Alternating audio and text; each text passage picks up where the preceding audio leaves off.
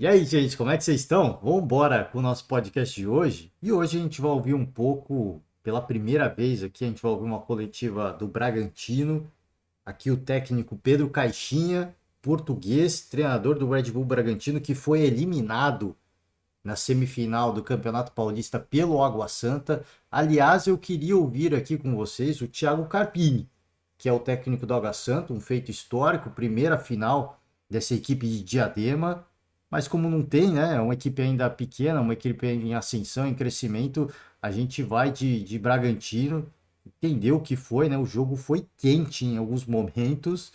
Você pode discutir se foi bom ou ruim tecnicamente, mas que foi um jogo quente, isso foi. Não faltou vontade, não faltou empenho, não faltou pressão e não faltou também confusão, tá? Eu queria ouvir com vocês também. Eu raramente ouço, eu acho que eu nunca ouvi aqui no podcast com vocês um youtuber, né? É muito raro a gente ouvir e primeiro porque eu acho que às vezes eu não acho que assim, eu tô até gaguejando. Eu gosto de ouvir muitos youtubers. Eu sempre falo aqui, youtubers setoristas, né? E o Farid é um torcedor fanático do Grêmio. E eu acompanho o Farid Germano Filho. Só que eu costumo não ouvir os youtubers porque eu gosto de tentar fazer uma leitura mais imparcial, um pouco menos clubista, né? Não tô dizendo que óbvio que assim, o Farid vai pro seu lado torcedor, ele obviamente faz análises um pouco mais em terceira pessoa, né? Mas ele acaba, obviamente, assim como, por exemplo, o Casemiro é vascaíno, ele tenta fazer muitas vezes uma avaliação do jogo e de jogadas tirando o lado de torcedor, mas muitas vezes não dá, né? Muitas vezes não dá, a emoção fala alto e você acaba, e aqui a gente tenta fazer um papel de terceira pessoa, mas eu queria ouvir com vocês esse trecho, esse vídeo que o Farid ligou pro presidente do Ipiranga, né? O Grêmio jogou contra o Ipiranga semifinal, primeiro jogo, e vai ter o jogo da volta na Arena do Grêmio. Cara, só que assim, o presidente do Ipiranga é de uma. Eu diria. Assim, eu quero tomar cuidado com as palavras, mas foi de uma arrogância, assim, absurda, né? Parece que ele ganhou o Campeonato Gaúcho já, assim. Eu queria até ouvir com vocês, porque, enfim, não gosto muito de vez ou outra, eu sempre falo aqui, uma polêmicazinha é sempre bom, né? Que a gente não pode negar. Que não é programa de fofoca, mas uma fofoquinha, uma confusãozinha é sempre bom, né? Sempre dá aquela diferenciada, dá aquela mudada, né? A gente vai ouvir depois um pouquinho cara, dessa discussão aqui, do Farid com o presidente do Ipiranga, mas muitos, cara, assim, óbvio que o Farid fala muita coisa, né? E o cara, obviamente, se aborreceu, né, com o que ele ouviu, não só do Farid, mas outros personagens, né, da imprensa esportiva do Rio Grande do Sul. Mas, cara, assim, cara, de uma deselegância. Olha que eu vou te falar, cara. Não sei, a gente sempre diz que a bola pune, os deuses do futebol cobram depois, tá? Eu me arrisco a dizer que, enfim, vamos ver a bola rolar, né? Vamos ver quando a bola rolar. A gente, obviamente, vai dar um destaque não tão aprofundado, mas um destaque para essa partida, Água Santa e Bragantino. O Água Santa, depois de eliminar o São Paulo nas penalidades, repete a dose contra o Red Bull Bragantino e elimina aí o poderoso Bragantino, né? O milionário Bragantino. A gente vai falar um pouco desse jogo, né? Aliás, deixando os créditos primeiramente, né, de antemão, Globoesporte.com é onde a gente vai passar aqui pelas notícias esportivas e pelo giro da rodada também, falando sobre essa partida de semifinal do Campeonato Paulista. Definição da final, né? Vai ser entre o Palmeiras e o Água Santa. Mas antes de tudo, a gente vai fazer um giro pelas notícias esportivas. E a primeira delas é sobre o Cruzeiro, né? O diretor de futebol, Pedro Martins, o Cruzeiro já anunciou o novo treinador, é o Pepa, mais um português do futebol brasileiro. Então, tudo aquilo que a gente falou ontem, né? Independentemente de qual foi o andamento do processo, né? De saída do Pesolano, Eu falei aqui ontem, se o Cruzeiro demorar uma semana, ok, foi algo que realmente estava planejado. Se demorar 2 semanas, aí a gente vai entender como amadorismo. Foi pego de surpresa ou mandou embora no calor do momento e houve um amadorismo. Cara, no dia seguinte eles já anunciaram o Pepa. Ou seja, era algo que estava, independentemente se foi demissão ou se o Pesolano pediu para sair, era algo que estava realmente no radar, tá? Isso mostra, se vai dar certo ou não, eu não sei. Não estou dizendo que vai dar certo. O que eu quero dizer é que, cara, mostra um nível de profissionalismo que a mim agrada muito. Agrada muito. Porque uma coisa é assim, vão demitir um treinador e no dia seguinte chega outro aleatório, né? Que estava disponível no mercado. Não que, nesse caso, pode ter sido aleatório também, mas é um português, por isso que a gente entende. Pode ter sido um português aleatório. Mas assim, a minha interpretação é, eles foram atrás de um cara que eles já estavam monitorando, que eles já estavam mapeando, pelo menos essa é a impressão que passa, tá? O tempo vai dizer, né? Só o tempo vai dizer a verdade dos fatos, mas a princípio, a mim me agrada, tá?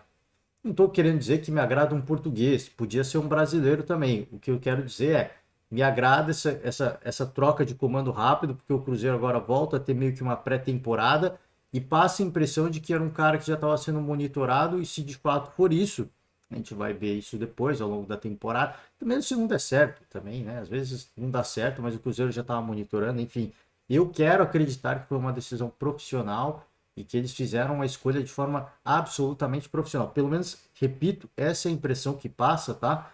Cruzeiro, o Pedro Martins explicou um pouquinho mais sobre o que foi essa saída do Pesolano, em que momento o clube decidiu, optou, né? Entendeu que essa, não optou não, mas entendeu que a saída do Pesolano era inevitável, né? A primeira coisa sobre o Pepa, né? Vimos palavras do Pedro Martins, diretor de futebol do Cruzeiro. Vimos no Pepa a figura ideal de transição e assumir o processo de iniciar o Campeonato Brasileiro. É um profissional de muito potencial. E aí a gente segue, né? Aqui sobre a saída do Pesolano, né? A saída do técnico Paulo Pesolano estava desenhada desde o mês passado. O Pesolano disse que decidiu desde dezembro, hein? Mas talvez é aquela coisa. Ele falou, pô, vou ficar para não deixar o clube sem treinador e tudo mais. Mas no mês passado o Cruzeiro entendeu que realmente, pelo menos segundo a notícia, entendeu que realmente não teria como seguir com o Pesolano, né? A derrota para o Pouso Alegre, dia 7 de fevereiro, na primeira fase do estadual, foi mês passado, né? Começo do mês passado. Faz mais de um mês, já, mas é o mês passado. Na primeira fase do estadual foi o ponto crucial para o novo direcionamento. Tá? E aqui palavras do diretor de futebol. No jogo contra o Pouso Alegre, a gente enxergou uma mudança. Vimos que ali, de fato, se encerrava o ciclo. Nas outras vezes, enxergamos o Paulo totalmente energizado, mas ali ele não estava mais de corpo e alma. Continuou trabalhando muito, mas ali de fato o Cruzeiro precisava olhar para frente e buscar novo treinador. Não fazia sentido no meio do Campeonato Mineiro a gente fazer a mudança com o interino, tá? Então, ele continua, né? Existia a possibilidade do Pesolano ficar, mas ele foi dizendo que não conseguia tirar mais dessa equipe. Assim, depois do jogo contra o Pouso Alegre, sacramentamos a decisão e partimos para o mercado, né? Então, essa é a impressão por isso que eu falo, me agrada muito, porque passa realmente a impressão de que foi, cara, algo extremamente profissional. Então, o Pesolano, eu imagino que o Pesolano em dezembro de fato não quis ficar, ele comunicou a gestão do Cruzeiro, deve ter rolado o chaveco, não, pelo amor de Deus, fica, senão você vai complicar a gente, tenta ficar, vê se você reencontra a alegria, né, de estar aqui no Brasil, de estar aqui em Minas Gerais, de treinar o Cruzeiro. Ele iniciou os trabalhos, ele fez a pré-temporada, iniciou os trabalhos, e eu acho que esse relacionamento, muito também por conta de protestos e manifestações energizadas negativamente da torcida do Cruzeiro, o Pesolano foi perdendo a motivação, um pouco de ânimo que ele tinha, ele foi ficando pelo caminho, até que a gestão do Cruzeiro realmente, de fato, entendeu que precisava de um treinador com uma energia renovada, né? Que o Paulo Pesolano, apesar de tecnicamente ser um treinador que cobria com os requisitos que o Cruzeiro queria, ele precisa do algo a mais, né? Ele precisa do querer estar ali. Se a gente pegar, por exemplo, o Luiz Castro no Botafogo, ele vem dando coletivas um pouco desanimado, é verdade, porque desde que ele criticou a atuação da polícia várias vezes, já, tipo, no último jogo, teve garrafada, ele teve que sair com a ajuda da polícia de campo, né? O jogo contra a Portuguesa, recentemente, no final, no Rio de Janeiro. Mas antes disso, né? Teve o jogo da Copa do Brasil, que teve confusão, né? Contra o Sergipe, se eu não me engano. E aí a polícia teve que entrar em campo, porque o presidente do clube foi lá, quis dar porrada na hora. Então, depois daquele discurso Curiosamente, depois daquele discurso do Luiz Castro, né? Após o clássico, foi contra o Flamengo. Putz, agora eu tô esquecido. Eu peço perdão ao torcedor que ele fala que é uma aberração, a polícia estar em campo. Ele já em duas partidas na sequência ele precisou da presença da polícia em campo e eu acho que muito do desânimo dele não é nem como torcedor, porque o torcedor pegou no pé dele ano passado.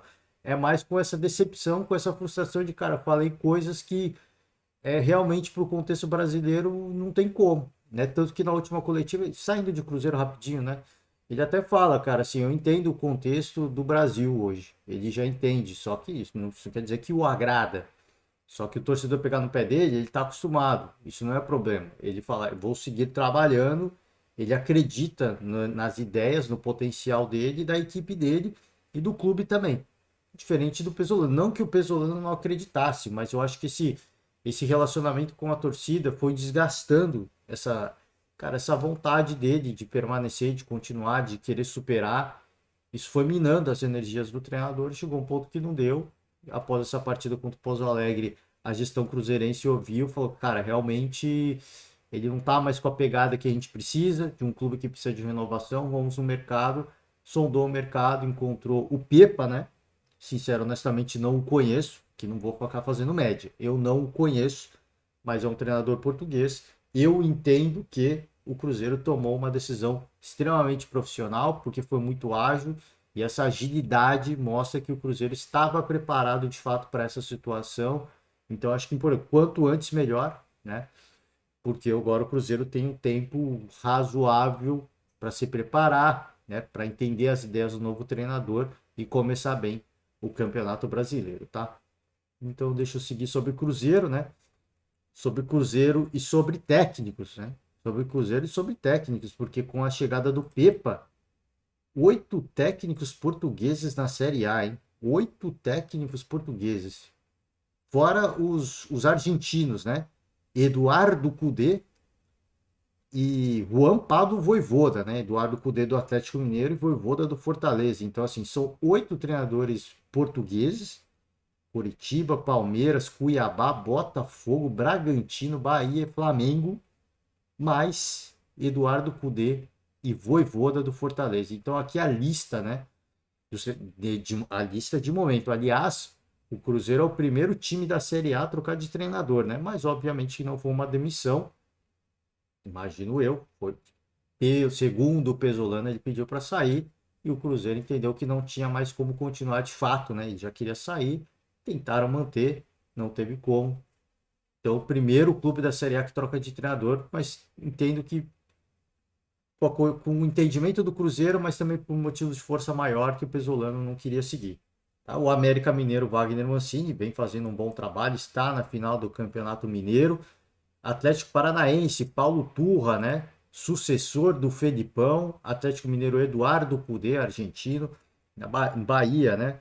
O Renato Paiva, de Portugal. Botafogo, Luiz Castro, acabei de citar o nome dele. Bragantino, Pedro Caixinha, que a gente vai ouvir um trecho da coletiva. Corinthians, Fernando Lázaro, iniciante. Fernando Lázaro. Coritiba, Antônio Oliveira, também português. No Cruzeiro, agora o Pepa, né? No Cuiabá, Ivo Vieira. Flamengo, glorioso VP. Vitor Pereira, que deve fazer o coração do torcedor corintiano ficar abalado. Não mais, eu acho que não mais. É brincadeiras à parte, não mais. Né? Acho que, obviamente, que o torcedor vai continuar torcendo contra, mas não mexe mais com o emocional do torcedor corintiano, eu acho que de forma alguma. Fluminense, Fernando Diniz. No Fortaleza, Juan Pablo Vojvoda. No Goiás, Guto Ferreira. Grêmio, Renato Gaúcho, Renato Portaluppi. Internacional, Mano Menezes. No Palmeiras, o super campeão Abel Ferreira, de Portugal. No Santos, Odair Helman. No São Paulo, Rogério Ceni, o mito para os torcedores são paulinos. E no Vasco, o Maurício Barbieri. Então você vê que tá meio a meio, né? Meio a meio. Muitos técnicos estrangeiros na Série A do Campeonato Brasileiro. Obviamente que a gente conhece o futebol brasileiro. Muitos desses vão cair. Não tem jeito, né? Muitos desses vão cair. E a gente sabe que o clube, o elenco, não permite o treinador tirar muito mais. Mas as trocas vão acontecer, coisa normal. E à medida que for acontecendo, a gente já vai colocando no papel, né? Esse briga para não cair, esse briga para não cair, esse briga para. E por aí vamos, né? Aliás, antes de começar o Campeonato Brasileiro, a gente vai passar pela lista, né, das equipes e falar e quem que a gente acha que potenciais campeões, né? Pô, não preciso nem falar de Palmeiras e Flamengo, porque esses dois já são, né, favoritos da competição, mas quem que a gente acha que vai brigar pelo rebaixamento, tá? Sobre clubes da Série A, né? Clubes da Série A, alguns clubes da Série A, né, estabelecem novas dinastias estaduais, tá? Então aqui a gente tem o Palmeiras, a quarta final consecutiva, a quinta do Flamengo, a sexta do Fortaleza, a 17ª do Atlético Mineiro, do Galo, comprovando o domínio, né, dessas equipes, que hoje a gente vê o Palmeiras como a melhor equipe de São Paulo, né, pela gestão financeira, pela gestão do futebol, pelo elenco que tem e pela comissão técnica também, né? Não estou falando que o Palmeiras é melhor historicamente, né? Não estou falando de história, porque você fala que é melhor, o torcedor apaixonado, ele já entra na história, né? Ah, que não tem mundial e que não sei, cara, não tô, ninguém tá falando de história, né? O que a gente está falando é de momento. E você negar que, inclusive o velho doido, o velho tricolor, velho doido com todo respeito, hein? Eu falo velho porque ele se chama de velho, o velho tricolor. Ele numa live com o Benja recentemente, ele falou, cara, eu entendo que hoje o Palmeiras está num patamar diferente. Eu entendo isso. E assim, quanto antes os torcedores e as equipes entenderem que o Palmeiras está realmente num patamar diferente, mais cedo eles vão começar um trabalho de reestruturação para chegar no Palmeiras. Enquanto você renegar isso e se apegar à história, você não vai sair da onde você está, né? Eu acho que já passou do tempo, né? O futebol como se fazia nos anos 90, início dos anos 2000, ele não existe mais. Essa renovação que muitos ainda falam até hoje, ah não, o futebol é cíclico. A gente está em baixa hoje, faz duas, três grandes contratações, a gente volta a ganhar títulos e volta a ser gigante de novo. Esse tempo acabou, tá? Esse tempo acabou. Clubes gerenciados como SAF, mais as SAFs, não vai ter mais espaço para isso. Só que tem pessoas que ainda não entendem isso. Tem pessoas que preferem torcer contra a SAF, que preferem torcer contra uma gestão responsável para ver o seu clube de volta às glórias. Isso não vai acontecer, tá? Esse é um assunto para outra discussão, a gente pode pegar um podcast para falar sobre isso, mas aqui é o Palmeiras, o Flamengo, o Fortaleza, uma baita gestão. O Atlético Mineiro, um contexto diferente, né? Muito investimento graças aos seus padrinhos, né? Os conhecidos como mecenas, mas é um time super competitivo e eu entendo que hoje está rivalizando com falando em elenco, tá? Tô falando em elenco, nível competitivo para competir com o Palmeiras e com o Flamengo. Eu acredito que sim. E o Grêmio, né? O Grêmio busca o Hexa, né? O Grêmio foi para a Série B, voltou, agora está com um time muito forte, vai na busca do Hexa, né? Então a gente vê aqui alguns. O Cuiabá nem se fala, né? Na região ali, é o. Na região e no estado, né? É o clube disparadamente mais poderoso, não tem nem como competir. O Fortaleza, né, rivaliza ainda, quando joga com o Ceará, são jogos difíceis, mas no contexto, né? Na questão esportiva e financeira, o Fortaleza já está à frente. Palmeiras e São Paulo não se fala, o Flamengo no Rio de Janeiro perdeu o estadual ano passado, sim. Mas se a gente fala de elenco e de talento individual, da força do elenco, taticamente não há comparação ainda, mas se a gente fala do elenco, do valor do elenco e do talento individual, o Flamengo está muito à frente. A gente viu a diferença do que a individualidade é capaz de fazer nesse jogo contra o Vasco, recentemente. O Vasco, para mim, foi melhor naquele jogo. Tudo bem, em dados momentos, quando o Vasco estava melhor, quando o Vasco estava sufocando o Flamengo, não era um futebol. Opa, tem um mosquito aqui, perdão. Não era um futebol vistoso, não era um futebol organizado taticamente. Às vezes você viu uma organização, às vezes era muito intuitivo, muito inflamado e empurrado pelo torcedor, mas dominou o Flamengo. E isso mostra que assim, o Flamengo, mas o Flamengo venceu por 3-1. Isso mostra que o Flamengo individualmente tem uma qualidade absurda. Absurda. O Galo passa para a final, não foi, perdeu o primeiro jogo, ganhou o segundo jogo, tinha vantagem, né, do empate no placar agregado, fez o que precisava para chegar na final. O Grêmio perdeu o primeiro jogo contra o Ipiranga, mas segue na busca, né? Eu acho que tem tudo para fazer um grande jogo. Então, a supremacia, né, estaduais, e aqui eu faço o convite a vocês, para vocês entrarem no Globoesporte.com, ver a matéria na íntegra, né? Aqui falando sobre a dinastia Alviverde, né? Domínio do Palmeiras nos últimos anos, teve domínio de outros clubes também, né? Mas esse é o momento do Palmeiras, né? Não tem como negar, tá? E aqui alguns, Palmeiras campeão do ano passado, foi vice antes, depois campeão em 2020, né? E por aí vai, né? 2019, Corinthians e 2018 Palmeiras veio de novo, né? Então você vê que desde a reformulação do Palmeiras, rebaixamento, né? Veio o Paulo Nobre, reestruturou a equipe. A gente pode praticamente desde 2014, né? Então 2015 o Palmeiras chega na final, 2018 chega na final, 2020 chega na final, né? Ganha o título, 2021 chega na final, mas não ganha 22, chega na final de novo. Então você vê que é uma campanha desde a reestruturação do Paulo Nobre.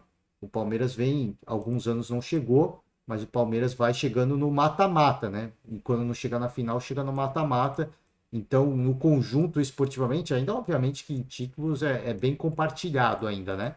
Mas em termos de você chegar em mata-mata em finais, o Palmeiras vem, e nos últimos anos, 3 finais consecutivas, né?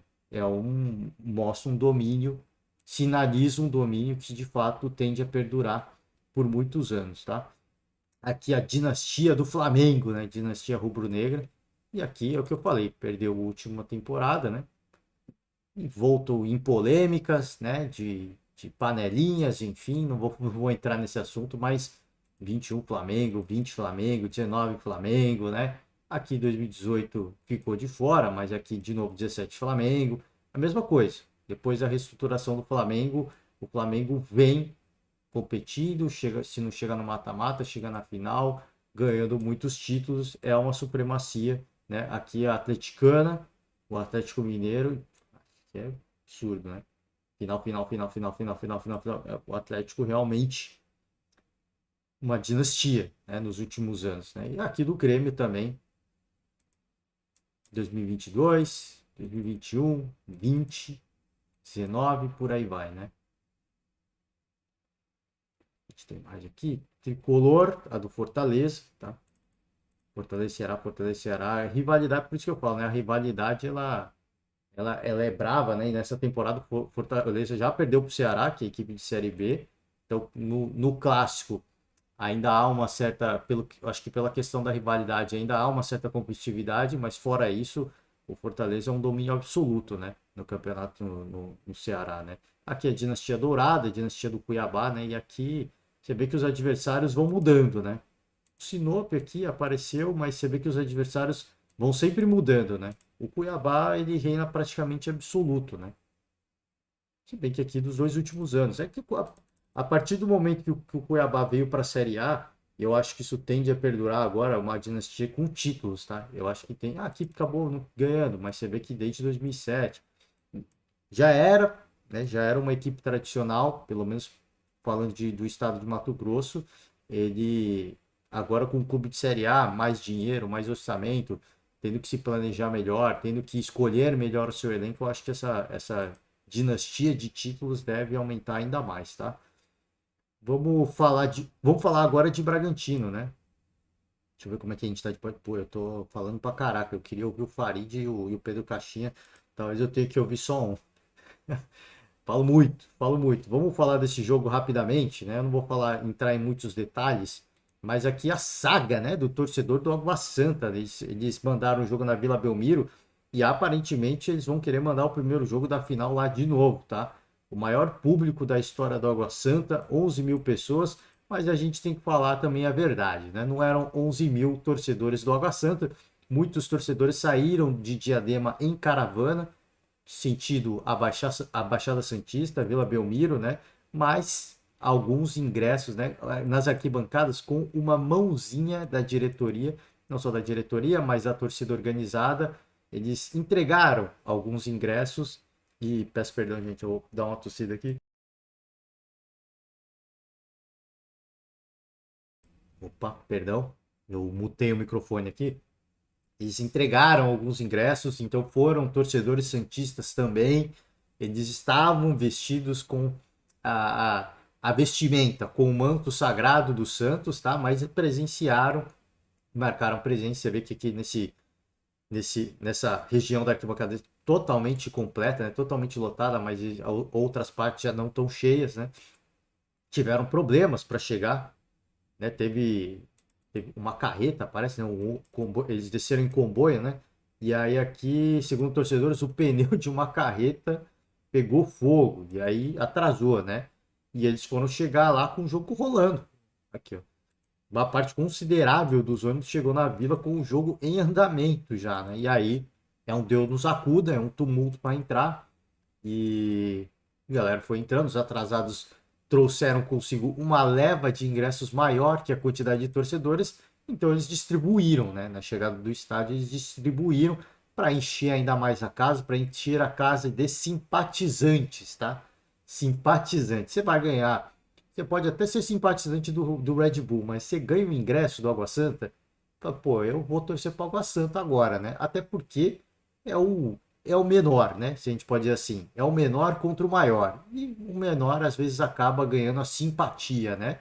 Daqueles que estão presenciando o espetáculo, né? Então foi uma saga, os caras, os Santistas completaram o público, aí que eu falei, né?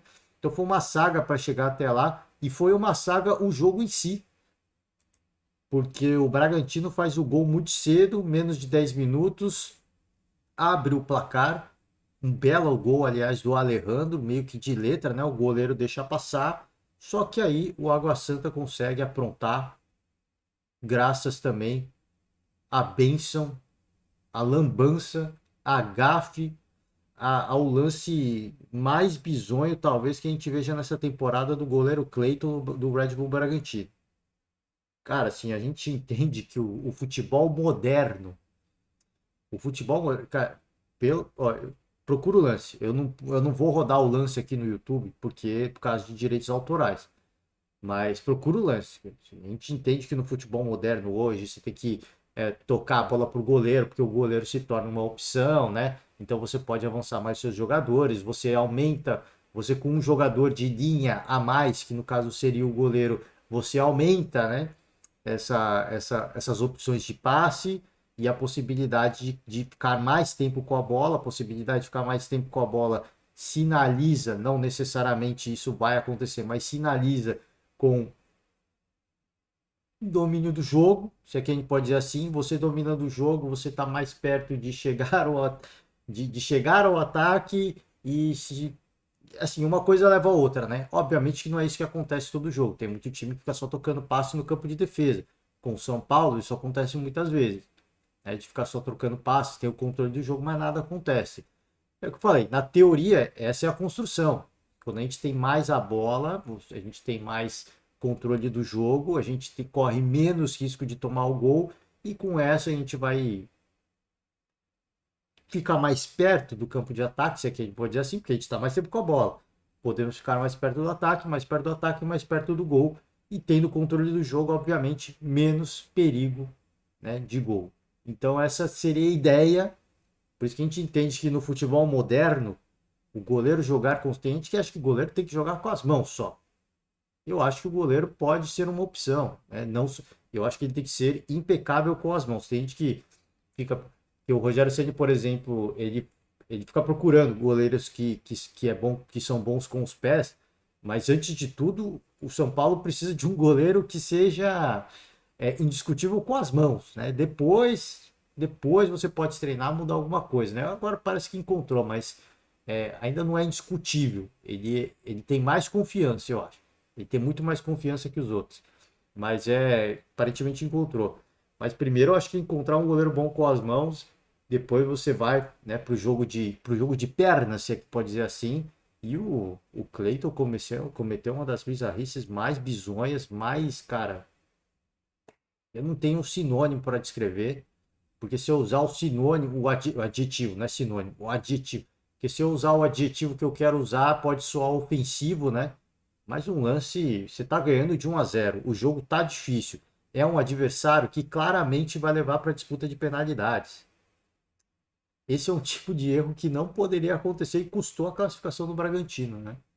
Custou, tá, assim, a gente estava esperando, assim, principalmente pelo investimento das equipes, né? A gente estava esperando ver a final entre o Palmeiras e o Bragantino, e com todo respeito ao Água Santa, tá?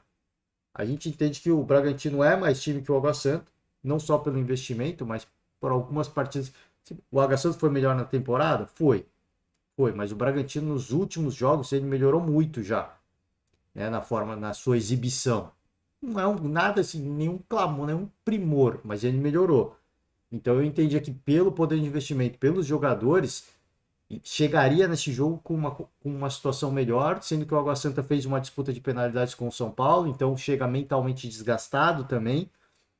O Bragantino faz o gol cedo, falou, cara, é o cenário perfeito para o Red Bull passar e se classificar e fazer essa final contra o Palmeiras, né? Só que o goleiro Cleiton, ele se revelou um torcedor do Água Santa, que brincadeiras à parte, com todo respeito, porque eu vou falar, falei, eu vou repetir, eu vou continuar repetindo até você ver o lance, porque foi um lance bizarro. Foi uma das maiores bizarrices. Talvez vai entrar na gafe do ano. Talvez entre na gafe do ano. O Bragantino estava ganhando de 1-0 e o Cleiton conseguiu entregar a paçoca, né? Deu um drible ali, fez um corte, adiantou muito a bola. O Lucas Tocantins roubou e tocou para a rede com gol vazio, né? Pela minha descrição, a minha descrição é bizarra e o lance ao vivo, o lance em imagens, ao vivo não, porque já foi, né? O lance em imagens, ele é mais bizonho ainda. Ele consegue ser mais bizonho do que eu descrevi. Aí, ao longo da partida, no segundo tempo, o Rodrigo San, o Água Santa, ele queria passar, mas não queria muito. Tá? Ele estava dando as chances ainda ao Bragantino, que o jogo estava controlado, né? O jogo estava bem controlado. Nada assim, nenhum lance de muito perigo para o Cleiton defender. Nenhum lance de muito perigo. Mas ele entregou o gol para o Água Santa, só que o Água Santa quis retribuir a gentileza. O Rodrigo Santos deu uma cabeçada no Arthur, né? Uma confusão, primeiro que ele já dá uma abraçada no pescoço do Arthur, sendo que o lance já tinha acontecido. Então ele rouba a bola, ele faz a falta, ele dá uma abraçada no pescoço do Arthur, o Arthur vai tirar satisfação e ele dá uma cabeçada, né? É aquela famosa cabeçada cabeça a cabeça, né? Só que ele de fato acerta uma cabeçada, porque ele vai fazer o gesto para encostar a cabeça, só que ele desacelera um pouco tarde. Você vê que não é maldade, sabe? Aquela coisa do cabeça com cabeça, que você faz só para peitar. Esse é o lance que. Esse era o desenho. Era isso que ele queria fazer. Só que ele desacelerou muito tarde. E ele acertou uma cabeçadinha no Arthur. Pode procurar o lance. Ele acerta a cabeçada. Ele tenta encostar a cabeça com cabeça, só que ele vai muito. Ele vai com muita sede ao bote. Não dá tempo de frear. Acerta a cabeçadinha, o Arthur cai, o juiz vê, né? Já expulsa na hora. E aí, cara, né? Era o prato cheio. Um jogador a menos, obviamente que o time do Água Santa ia se defender por completo, mas seria aquele jogo do intuitivo de ficar fazendo chuveirinho, chuveirinho, chuveirinho, a bola podia entrar. Mas aí o Matheus Fernandes ele retribui a gentileza, toma o segundo cartão amarelo, é expulso, ficam 10 contra 10, né? Então ficou elas por elas. Você vê que de um lado um time que não parecia que queria passar, o outro também não. O jogo vai para as penalidades. E nas penalidades, o Água Santa perde o primeiro, o Bragantino perde o primeiro também. E aí o Água Santa converte todas as outras, e a segunda cobrança do Bragantino também é desperdiçada, converte todas as outras, mas aí foi tarde, né? Aí, infelizmente pro Bragantino, não deu, mas felizmente para o Água Santa, o momento histórico, absolutamente histórico, né? Chega pela primeira vez na final do Campeonato Paulista, um time com um orçamento muito, mas muito, mas muito inferior a grandes clubes. Se a gente pega o Bragantino, o orçamento é infinitamente inferior ao do Bragantino, é infinitamente inferior ao do São Paulo, ao do Corinthians, até o do Santos, tá? Eu diria que até o do Santos. Então, cara, uma grande façanha, tá? Uma grande façanha. Não foi um jogo em que o Água Santa, até pelo Bragantino ter feito um gol muito cedo, você pode falar assim, nossa, o Água Santa vai fazer um jogo para levar para as penalidades. De fato, eu acho que a proposta inicial era essa. Só que como o Bragantino faz o gol muito cedo, o Água Santa vai para o jogo. Cara, não é nenhum primor de jogo, não estou falando que é um primor de jogo, mas ele tenta algumas oportunidades. Não foi bem sucedido, tá? Eu não acho que o goleiro Cleiton teve que fazer uma. Ah, nossa, mas que defesa!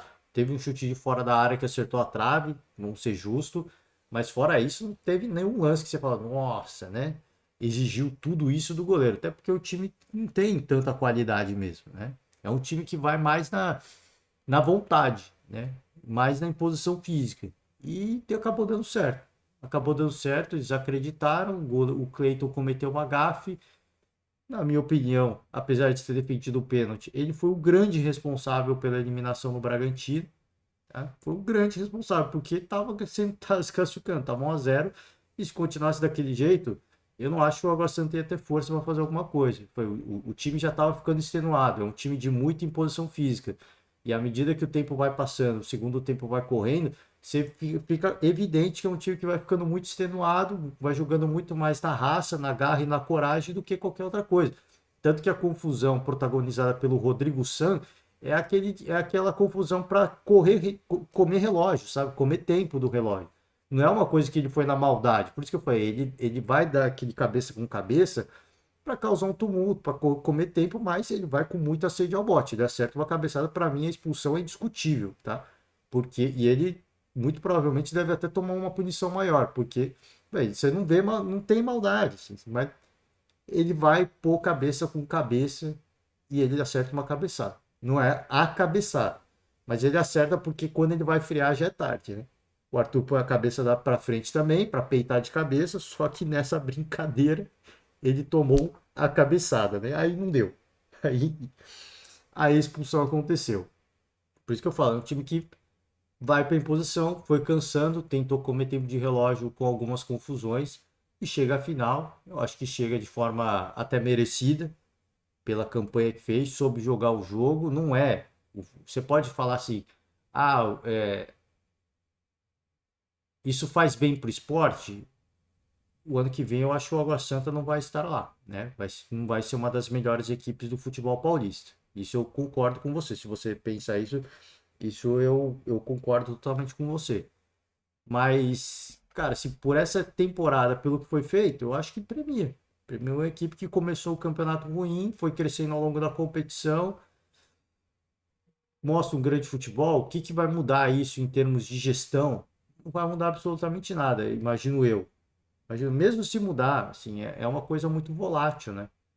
É uma coisa muito volátil. Assim, se eles de fato começaram um trabalho muito sério, vamos fazer um trabalho extremamente sério para a gente chegar na Série A. Vai levar tempo, não é um negócio que vai acontecer do dia para a noite, até pela questão de orçamento. Você pode ter um time muito guerreiro, muito brigador, mas sem elenco não dá para você chegar na Série A. Não dá. Você precisa ter um elenco competitivo. Pode não ser os melhores, mas você tem que ter um elenco competitivo. Para você chegar numa Série A, de campeonato brasileiro, agora tô falando de campeonato brasileiro. É um caminho muito longo. É uma distância a ser percorrida. Por isso que eu acho assim, o que vai mudar em termos de futebol? Não vai mudar nada. Não vai mudar nada. Mas é um time que eu acho que, pelo que fez a competição, mereceu, né? Independentemente se a equipe vai ter futuro ou não no ano que vem. Mas pelo que ela fez, ela mereceu. Então, acho que essa final, o Palmeiras é o grande favorito para essa final. vai ter tempo até lá, mas eu acho que o Palmeiras ainda assim é muito favorito. Esse tempo vai fazer bem para o Água Santa, para descansar, para se condicionar, para treinar, sem dúvida. Mas esse tempo para o Palmeiras é ainda mais valioso, né? Porque o Palmeiras está. A gente até falou, o Palmeiras vem tendo muitas oportunidades e perdendo muitos gols. Esse tempo que o Palmeiras vai ter para treinar, como o Água Santa vai ter, é o tempo que o Palmeiras precisa para refinar, né? Tecnicamente, ajustar algumas coisas e o time vai chegar mais afiado para a final, né? Então, se é bom para o Água Santa, você imagina para o Palmeiras, né?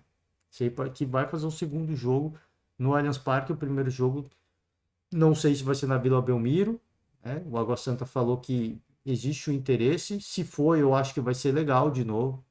Foi um ambiente, foi uma atmosfera bacana. Se fizer na Vila Belmiro, o torcedor santista vai lá comparecer e vai apoiar o Água Santa, porque do outro lado vai ter um rival. Então, eu acho que o público pode ser até maior que de 11 mil pessoas, 11 mil torcedores e simpatizantes. Provavelmente deve ser até maior, porque vai ter a torcida do Palmeiras também, né? O Red Bull Bragantino hoje é uma grande equipe, sim, mas não tem uma grande torcida. Então, tudo que for setor de visitante, o Palmeiras vai encher, e o que sobrar de Água Santa vai torcedores de Diadema e os torcedores da Vila Belmiro, da própria Baixada Santista, né? Que vai torcer contra o Palmeiras, obviamente, né? Então, eu acho que mandar o jogo lá seria interessante para Água Santa, tá? Seria interessante. Logisticamente falando, é muito longe, mas eu acho que vale, né? Eu acho que vale. O ambiente, a atmosfera ia ficar muito legal. Só o perigo, né? Como iriam muitos torcedores santistas comparecer para torcer contra o Palmeiras, só o perigo de briga de torcidas, que aí eu não sei, né? Não sei se o Ministério Público deve entrar no meio para discutir esse tema. E eu não sei, mas que seria legal, né? Seria legal. Vamos embora, assim, pô, já falei demais, né? Vamos ouvir o comecinho do Pedro Caixinha, depois a gente vai pro Farid, a gente finaliza com o Farid, Germano Filho. Vamos embora, vai. Bragantino, Red Bull Bragantino TV, tá? Então eu sempre faço convite. Tem pouquíssimos inscritos, né? Por isso que eu falo, a torcida não é gigantesca, mas eu sempre faço convite, deixa uma moral, né, para a TV do clube. Se você for simpatizante, fã do esporte, deixa uma moral, se inscreve no canal, curte o vídeo se você gostar e vamos embora com a coletiva do Caixinha. A gente vai ouvir apenas um trecho, tá? O jogo que nos possibilitava estar numa final, a equipa não teve a atitude correta em termos daquilo que era a forma de encarar esse jogo, não teve a mesma vontade de ganhar que o adversário e a partir daí o resultado acabou por acontecer nos penaltis, mas no decorrer que foi em particular aquilo que foi a primeira parte, poderia também já ter ditado outro tipo de resultado. Não tem a ver, na nossa opinião, com o posicionamento do Bruninho, nem tem a ver com o posicionamento sequer também do próprio Gustavinho. É verdade que hoje, em particular, e nesses dois jogos, não lhe correram bem em termos individuais. Quer a eles, quer a todos os outros, temos que continuar a apoiar, mas temos de continuar também a ter um nível de exigência superior em relação àquilo que nós queremos fazer de cada um dos jogos. Esta não é a nossa imagem, sabemos claramente que não é a nossa imagem, sabemos que o padrão está também de uma forma muito, muito clara identificado e agora cabe-nos a nós assumir essa responsabilidade em nome de todo o grupo e passar a ter uma cobrança também superior a esse nível. Temos que mudar o nosso padrão de mentalidade, temos que encarar os jogos com outra forma e esse vai ser agora aquilo que vai ser essencialmente o meu trabalho daqui para a frente. Criar um chip, criar uma mentalidade diferente em termos daquilo que é sermos uma equipa competitiva. Nós não vamos querer ganhar os jogos todos, não vamos poder ganhar os jogos todos, mas temos que ser uma equipa competitiva em todos eles. O Ipiranga foi mais competitivo do que nós ganhou. O Água Santa, eu penso, também foi mais competitivo do que nós e acabou por ganhar. Boa noite, Pedro. Isso que ele falou é fundamental. O Bragantino ele viveu um bom momento, passou a ser uma equipe sensação, clube empresa. O ano passado com o Barbieri, para mim, foi um fiasco. E eu acho que muito basta. Eu não acho que só a questão do Barbieri, tá? Mas é muito pela questão da mentalidade. Do jogador, eu acho que se acomodar. Assim, com todo respeito, eu não estou querendo dizer que os jogadores são preguiçosos nem nada disso. Longe disso, mas você se acomoda, né? É um ambiente bom, você recebe em dia, você acaba meio que se acomodando, né? Eu falo por mim, se eu tiver num trabalho com condições perfeitas, eu eventualmente vou me acomodar. Só que eu tenho entendimento em certo ponto que, cara, preciso me desafiar novamente, né? Preciso continuar me desafiando para continuar sendo valorizado, né? Eu tenho esse entendimento. Não que os jogadores não tenham, mas é aquilo que eu falo, assim, às vezes o ambiente ele é muito bom e você acaba acomodando. Acho que o trabalho do Caixinha é mudar essa mentalidade, como ele falou, para melhorar o espírito competitivo. Porque precisa. A mentalidade ela é tudo. O Abel Ferreira falou sobre isso na sua coletiva, de manter essa mentalidade vencedora. Porque quando você vence, a cobrança ela é maior, né? Porque você precisa manter os níveis competitivos, você tem que manter o que a torcida espera e o que a crítica espera é que o Palmeiras siga vencendo títulos. Então a cobrança é muito grande. Só que para você manter esse nível alto, você tem que manter uma mentalidade diferente para manter os níveis competitivos acima da média. E o Palmeiras consegue isso graças ao trabalho do Abel Ferreira. Vamos ver se o Pedro Caixinha consegue mudar, né? Porque às vezes você tenta mudar, só que os jogadores vão contra, né? Vão ter que sair, alguns vão ter que sair da zona de conforto, eles não estão no momento certo ainda para fazer isso e meio que acaba virando uma rixa, né? Acaba virando, e de novo, não tô culpando, não tô apontando, falou que é culpa de um ou de outro. Só acho que assim, essa mudança vai ter que acontecer, já não deu certo no ano passado, vai ter que acontecer, só que aí entra a habilidade do treinador, de gestão de pessoas, ele conseguir fazer isso aos poucos, né? Essa transição e mudar a mentalidade do seu elenco. Mário do Correio de Atibaia. Como que você viu o psicológico dos jogadores após o gol de empate do Água Santa? E como que você vê agora, analisa esse calendário agora, que tem a Copa Sul-Americana e o Campeonato Brasileiro agora, na sequência? Curiosamente, foi o momento em que a equipa se soltou. Depois da equipa ter sofrido o gol, foi o momento em que a equipa mais se soltou. A equipa procurou ter mais a bola, que os jogadores se mostraram mais ao jogo, que a equipa se ligou mais e conseguiu chegar mais junto à frente. Mas depois não soube ter um aspecto emocional em termos daquilo que era, também não foi muito tempo, mas ter a vantagem de ter mais um homem em campo, de poder abrir o campo, de poder focar no jogo e não focar em situações de arbitragem. Eu nunca vi em situações muito especiais de ter um jogador expulso do adversário e nós estamos a protestar com o árbitro ou a protestar com os adversários num momento como esse. Eu acho que esse foco atencional e aquilo que nós temos que saber e querer do jogo, nada pode ter a ver com o adversário, nada pode ter a ver com o árbitro, único e exclusivamente com nós mesmos. E é uma coisa que temos que melhorar daqui para a frente. Nós tínhamos, se tivéssemos obviamente chegado à final, tínhamos 4 dias livres. Não chegámos, amanhã vamos treinar à tarde. E amanhã vamos já começar a orientar toda essa programação em relação àquilo que são as únicas 2 competições que nos restam, que têm que ter uma atenção muito, muito, muito especial, muito profunda em relação àquilo que é a forma como as vamos encarar. Então vamos ter tempo de preparar as coisas nesse sentido. E é nessa orientação, nessa mudança de mentalidade da equipa que nos falta, ter essa mentalidade ganhadora, ter uma mentalidade lutadora e de competir à imagem daquilo que é o clube e à imagem daquilo que é a marca, e temos que o fazer desde já, temos que mudar esse chip. Ele falou, eu não sei se é isso, tá? Eu não sei se é isso, mas ele falou, se a gente tivesse chegado à final, a gente teria 4 dias de folga. Como não chegou, não vai ter 4 dias de folga, tá? Foi isso que eu entendi. É isso que eu entendi. Como não chegou na final, vocês não vão ter esse prêmio. Vocês vão ter que trabalhar agora, né? E eu acho que é só assim para mudar a mentalidade. E cabe também a gestão profissional de cobrar. Se os jogadores não gostarem de cobrar, né? Vocês estão aqui, estão ganhando tudo em dia, estão recebendo tudo em dia. Agora tem que mostrar serviço, né? Porque agora são 2 competições à disposição, são 2 competições que o Bragantino vai disputar e que para quem fica de olho na SAF, como é que vai ser uma SAF? É que o Bragantino não é SAF, né? É clube da Red Bull mesmo. Mas eu vou falar como SAF, é um clube empresa, né? É um clube, os clubes empresa, o Bragantino é uma das principais referências hoje. Né? E aí o Bragantino é usado como base, como parâmetro para muitas comparações de SAF não serve para nada. Não, SAF é a solução para tudo. O Bragantino meio que acaba sendo usado como exemplo.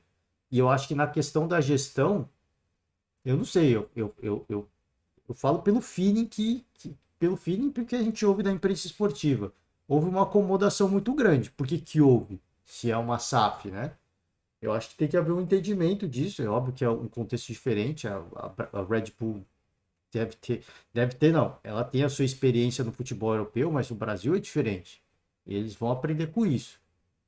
Tanto que apostam agora num treinador português para tentar mudar um pouco dessa cultura que deve ter se instaurado na equipe. De novo, não estou querendo falar que é culpa de jogador ou de outro, ou de fulano ou de ciclano. Não é esse o ponto. Eu só acho que eu sinto o time acomodado. E a iniciativa até de trazer um treinador português, eu imagino que ele não vai ser mandado embora. É um cara que, se a diretoria tiver o entendimento de que é um cara que vai cobrar de forma profissional, é ele que vai ficar e os jogadores que vão ter que se mexer, né? Pelo menos é isso que eu imagino. Gente, eu vou fechar por aqui, né? Ele falou sobre o jogo, falou sobre a eliminação, falou que, curiosamente, o time estava sem muita vontade. Curiosamente, quando toma o gol é a hora que o time aumenta os seus níveis competitivos, obviamente, porque senão vai ter que jogar, vai ter que ir para a disputa de penalidades, né? Mas se tivesse jogado mais, não teria chegado a esse ponto, né? Vamos combinar. Então, um time que segue, para mim ainda, ele é uma das grandes forças de São Paulo, mas eu tenho a percepção a sensação que é um time acomodado, né? Mas como é uma equipe empresa, eu imagino que num período curto, mas de uma forma um pouco mais rápida, esse padrão deve mudar, tá? Pelo menos é isso que eu imagino, tá? Vou fechar aqui a coletiva do Pedro Caixinha e vamos finalizar com o Farid só para falar, né? Porque isso aumenta a expectativa do torcedor gremista para a final. Falei de novo, não sou muito de ouvir youtuber, mas, cara, o presidente do Ipiranga foi de uma deselegância que eu falei, vou trazer, vamos ouvir um pouquinho com vocês. Então, o canal do Farid Germano Filho, tá? Se você não conhece, se inscreve no canal dele, deixa o like, né? É um torcedor gremista apaixonado, ele já tá até com a camiseta do Grêmio. Então, se você vai para lá para ouvir, quero ouvir uma informação absolutamente imparcial, não é isso que você vai encontrar, mas eu faço o convite porque o Farid é puro entretenimento, né? O Farid é um personagem, é puro entretenimento, então eu faço o convite a você. E esse vídeo aqui, cara, vambora, vamos soltar aqui. Não sei nem se eu posso dar uma moral. Eu até trouxe aqui o canal dele, tá aqui, todos os patrocinadores. Gente, se não puder, eu peço desculpas, mas vamos ouvir.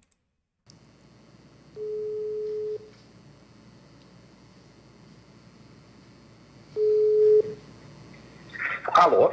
Alô, boa noite. Boa noite. É o presidente Adilson? Isso, Adilson Luiz? o próprio. Presidente, aqui é Farid Germano Filho. Tô ao vivo. Como vai o senhor? Legal. Tudo bem você, Fred? Tudo tranquilo. Tudo bem. Presidente, a gente está acompanhando aí a repercussão dos seus tweets, né? Que é uma repercussão que o senhor já está vendo que é uma repercussão forte. O senhor mantém tudo que o senhor colocou nas suas postagens? Farid, primeiro deixar claro que é uma brincadeira, tá? O Twitter é uma rede social que a gente é um pouco mais descolada, né? Onde a gente coloca as brincadeiras, coloca a provocação. Então foi essa a intenção, né? Dos meus Twitters lá. Mas eu não tiro nada não, tá tudo certo. Então qual é a parte que você acha que tá errado? Não, eu acho que quando o senhor fala, por exemplo, no preço do ingresso, que deveria ser o dobro, eu acho que isso aí, presidente Adilson, respeitando o senhor, tá? Porque o senhor merece todo o meu respeito, como toda a comunidade de Erechim, eu adoro Erechim. Estava falando há pouco do Ipiranga, a tradição do Ipiranga, a tradição do Atlântico, que eu gosto muito do futsal. Mas eu acho que eu acho que foi desrespeito da sua parte com o torcedor, presidente. Não, claro que não, né, Farid? É uma brincadeira, né? Eu passei a semana toda tomando pancada por causa do preço do ingresso. O pessoal reclamando aqui dos R$200. Aí eu fiz uma brincadeira após a vitória. Que o show que o Ipiranga deu, valeria o dobro do preço, entendeu? Essa brincadeira. O pessoal leva para o outro lado, sabe? É uma decisão, então tá valendo tudo, né? O pessoal vai levando para o outro lado. Foi uma brincadeira. E uma brincadeira saudável e gostosa. Mais. Não, deixa eu terminar agora. Não, termine, por favor. Beleza, obrigado. Vou ter que ter mais. Os R$200 cobrados aqui foram muito justos. Vamos lembrar que 40% da carga de ingressos é meio ingresso. Ou seja, o pessoal pagava R$100. R$100 é um valor extremamente acessível. Uma grande parcela da população é estudante, e pode ser estudante de pós-graduação, pode ser estudante que for, e uma boa parcela é idoso também. E nós disponibilizamos uma área de 5 mil lugares para o pessoal do Grêmio, né? Então, assim, eles tinham que agradecer pela carga que a gente colocou e pelo preço excelente colocado. O gremista aqui da região que vai a Porto Alegre, curtiu o seu Grêmio aí na Arena, ele paga em média R$500, entre ingresso, passagem, alimentação. Aí curtiu o seu Grêmio, aqui no Colosso da Lagoa, torcendo contra o Grêmio Ipiranga, R$200 tá de graça. Não, de graça não, presidente. De graça não. Presidente, Presidente. Um preço extremamente justo para o espetáculo dado. É essa a situação. Tá bom. Gente. E vocês desceram o pau em mim. Valeu, não tem problema. Tá valendo. Não, Mas também é presidente. brincadeira, né? Não, eu entendo a sua posição. Agora, o senhor há de convir comigo que R$200 hoje é muito dinheiro aqui em qualquer parte do Brasil. R$200. Quando o senhor fala que o pessoal sai de Erechim para vir a Porto Alegre, ver o Grêmio e gasta 500, quem saiu de Porto Alegre para Erechim gastou mais que 500, porque aqui o ingresso não é 200, é menos. Então, quando o senhor acha que devia ser o dobro o ingresso, eu acho que o senhor não está só desrespeitando o torcedor do Grêmio, mas a comunidade de Erechim, presidente.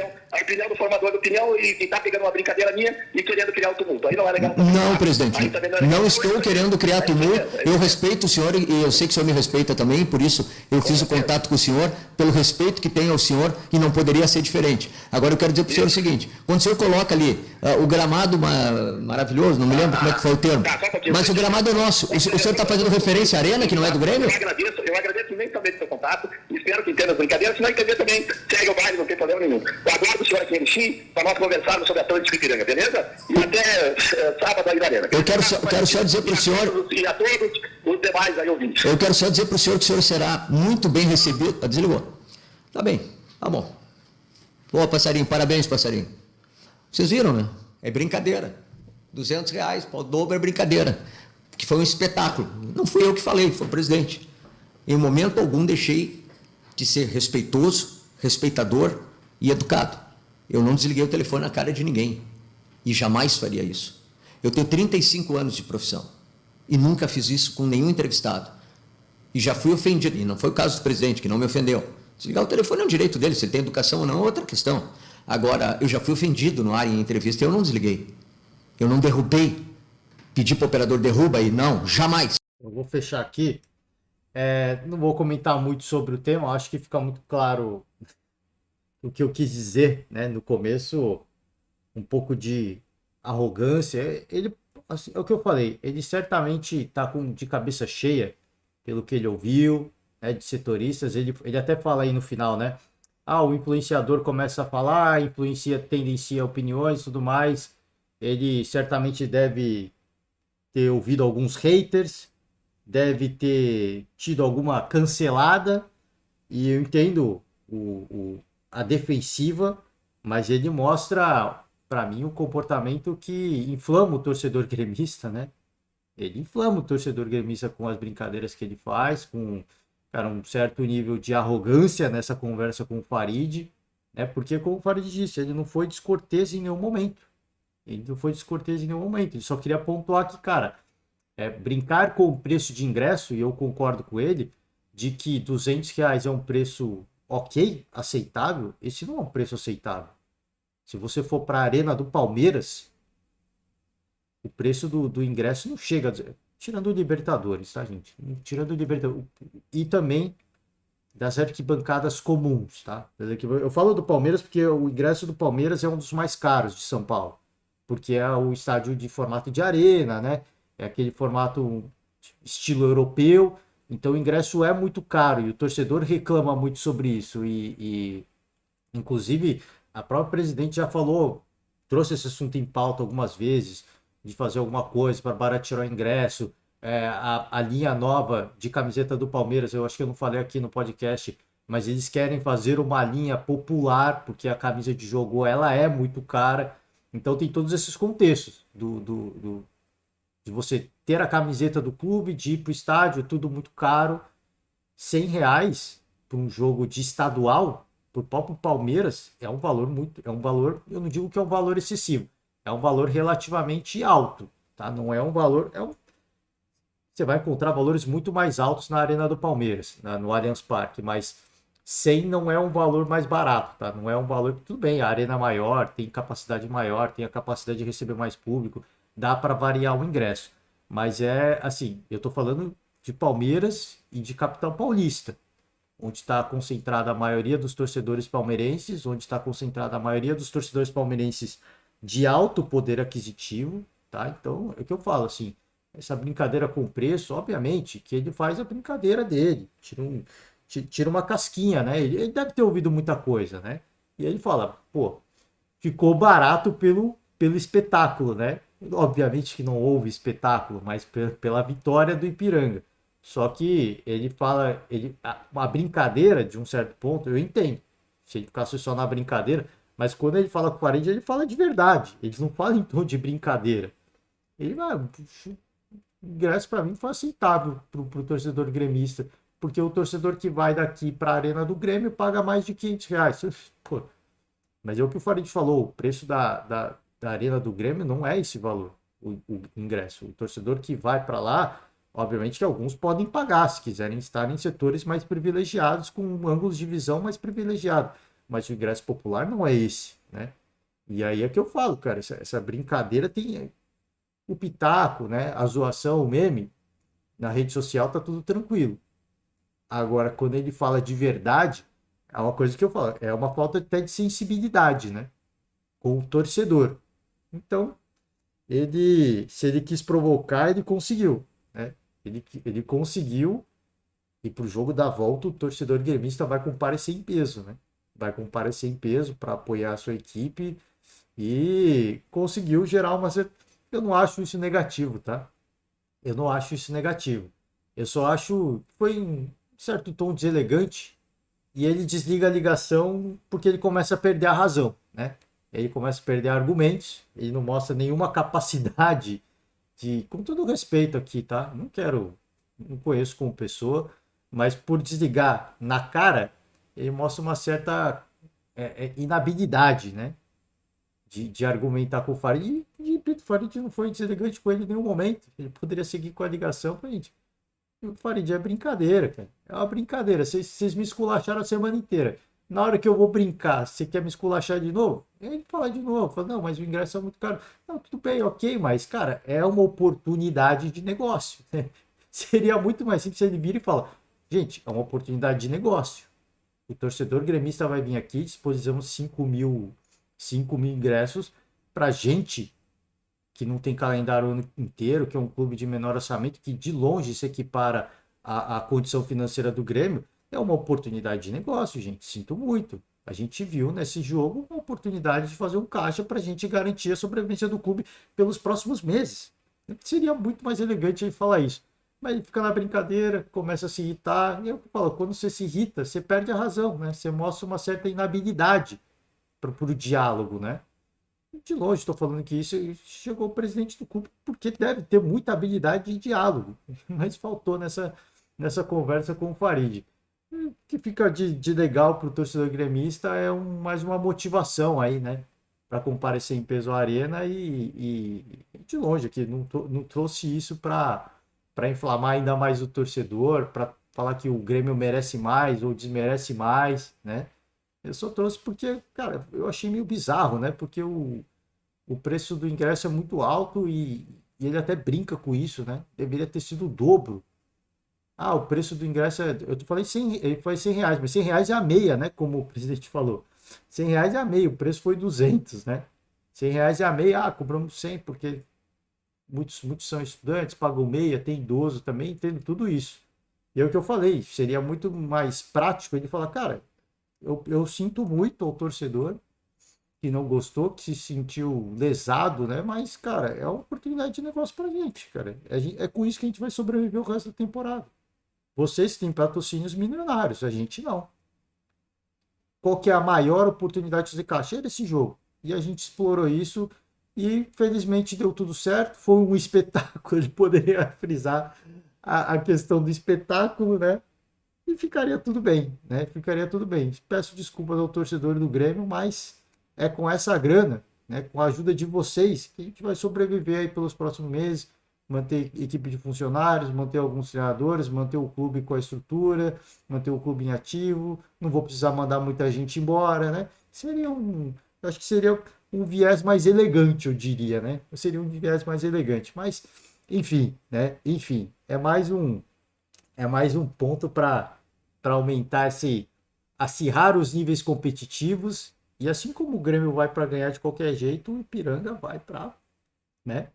Vai para fazer o jogo de Libertadores. Então eu trouxe aqui porque eu falei assim, a gente gosta de falar sério, mas uma pitada, né, de polêmica de vez em quando é bom, né? É bom. E essa semifinal vai ter um clima de Libertadores, eu diria, tá? a menos que o Grêmio amasse logo de cara, faça 2 gols cedo, aí não vai ter clima nenhum, né? Aí o negócio vai por água abaixo. Mas imagino que vai ser um ambiente, uma atmosfera bem interessante e a gente vai acompanhar de perto. Eu vou finalizar o podcast hoje, porque eu falei demais como sempre, né? Eu tento cortar como sempre, mas falo como nunca, né? Enfim, a gente vai fechar aqui o podcast de hoje. Agradecer demais se você sobreviveu até aqui. Desejar para todo mundo uma ótima semana. E para o torcedor gremista, uma ótima forma de começar a semana, né? Se preparando, fazendo a sua superstição, né? E se preparando para esse jogo que tem tudo para ser uma promessa depois dessa leve confusão. Depois dessa leve confusão. Nada demais. Nada demais. Valeu demais para todo mundo. Um forte abraço, ótima semana e até amanhã. Tchau.